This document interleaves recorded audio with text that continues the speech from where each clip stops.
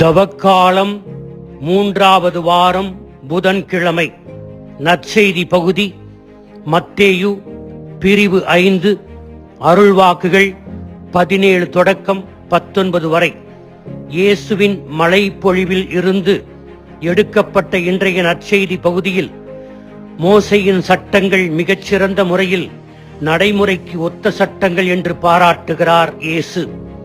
மத்தேயு தன்னுடைய நற்செய்தியில் தெரிவித்துள்ள இந்த கருத்து யூத மதத்திலிருந்து மனம் மாறியவர்களை தொட்டது.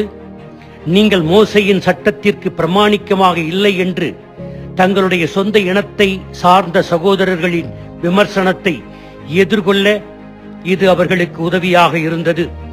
சட்டத்தை நிறைவேற்றியவரை சட்டத்தை மீறியவர் என்று தவறாக குற்றம் சாட்டி சிலுவையில் அறையப்படுவார் என்பது ஒரு முரண்பாட்டான செயல்.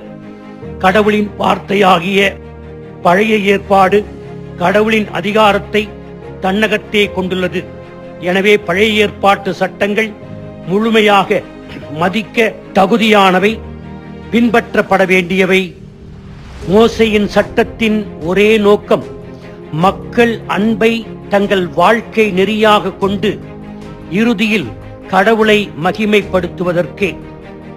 மனித இறை மதிப்பீடுகளை அடிப்படையாக கொண்ட மோசேயின் சட்டம் மதிக்கப்படவும் கீழ்ப்படிந்து பின்பற்றப்படவும் வேண்டியவை.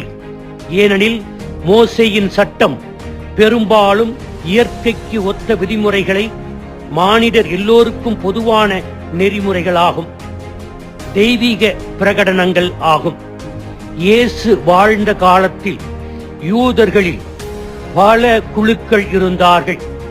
எனவே ஒவ்வொரு குழுவினரும் யூத சட்டங்களை தங்களுடைய பார்வைக்கு ஏற்றார் போல, தங்களுடைய நோக்கத்திற்கு ஏற்றார் போல வித்தியாசமாக புரிந்து கொண்டனர்.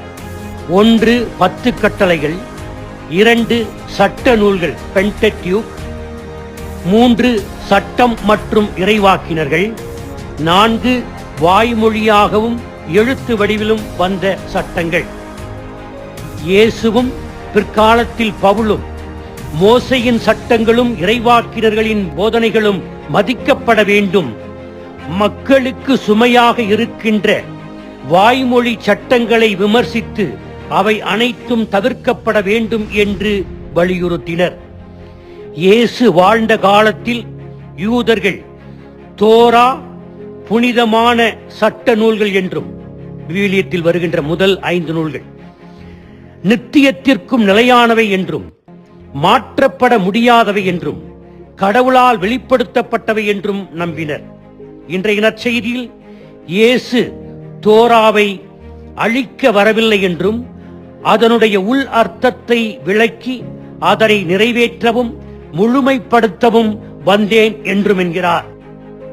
அதனால்தான் கவுன்சில் ஆஃப் ட்ரெண்ட், அதிலே இயேசுவை பற்றி இப்படிப்பட்ட ஒரு குறிப்பு இருக்கிறது.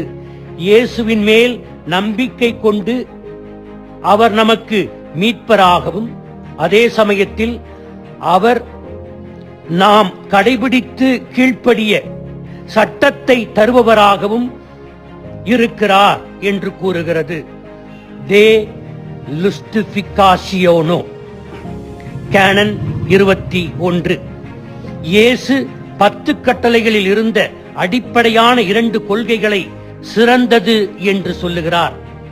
1, முதல் கொள்கை, முதல் 3 கட்டளைகள் மாண்புக்குரியவை. 2வது, மீதி 7 கட்டளைகள் மதிப்புக்குரியவை. எனவே 2 கொள்கைகள் மாண்புக்குரியவை, மதிப்புக்குரியவை. ஒரே கடவுளை மாட்சிப்படுத்த வேண்டும். 2, கடவுளின் புனித நாமத்தை மாட்சிப்படுத்த வேண்டும். 3, கடவுளின் புனித நாட்களையும் மாட்சிப்படுத்த வேண்டும். அடுத்த 7 வாழ்க்கை நெறிமுறை பற்றியது. அவற்றை முழுமனதோடு ஏற்றுக்கொண்டு மதிக்க வேண்டும். தாய் தந்தையரை மதிக்க வேண்டும். திருமண பந்தம், தனிப்பட்ட வாழ்வில் நேர்மை, அடுத்தவரின் நற்பெயர், அடுத்தவரின் உடைமை, அடுத்தவரின் மனைவி, ஒருவரின் சொந்த மனைவி, இவர்களையெல்லாம் மதிக்க வேண்டும் என்று அறிவுறுத்துகிறது 10 கட்டளை. இப்படிப்பட்ட கொள்கை அடிப்படையில் வழங்கப்பட்ட கடவுளின் சட்டத்தை தாம் நிறைவேற்றவே வந்தேன் என்று சொல்லுகிறார் இயேசு. சட்டங்கள் எந்த நோக்கத்திற்காக கொடுக்கப்பட்டதோ அதனை நிறைவேற்றுவதுதான் சட்டத்தை நிறைவேற்றுவது என்றார் இயேசு. சட்டத்தின் நோக்கம் இறைவார்த்தை சொல்லுவது போல நீதி நேர்மையின் அடிப்படையில் ஆனது. நீதியோடும் நேர்மையோடும் நடந்தால் சட்டத்தை பின்பற்றுகிறோம். கடவுளோடும் மனிதர்களோடும் நீதியோடும் நேர்மையோடும் நடந்து கொள்வதே சட்டத்தின் நோக்கமாகும் என்று இயேசு மொழிகிறார். இன்றைய நற்செய்தி நமக்கு வழங்கும் படிப்பினைகள்: 1. கடவுளின் சட்டத்தையும் திரு அவையின் சட்டத்தையும் பின்பற்றும் போது அதனுடைய 2 கொள்கைகளான மாட்சிப்படுத்தவும் மதித்து நடக்கவும் இவற்றை பின்பற்ற வேண்டும். 2. கடவுளின் மேல் உள்ள அன்பால் உந்தப்பட்டும் அவர் நமக்கு கொடுத்துள்ள ஆசிரியருக்கும் அருள் வரங்களுக்கும் நன்றியாக கடவுளின் கட்டளைகளை அன்றாடம் கடைபிடிக்க வேண்டும். தவக்காலத்தில் கடவுளின் கட்டளைகளை கடைபிடிப்போம். மனம் மாறிய வாழ்வை வாழ்வோம். ஆமீன்.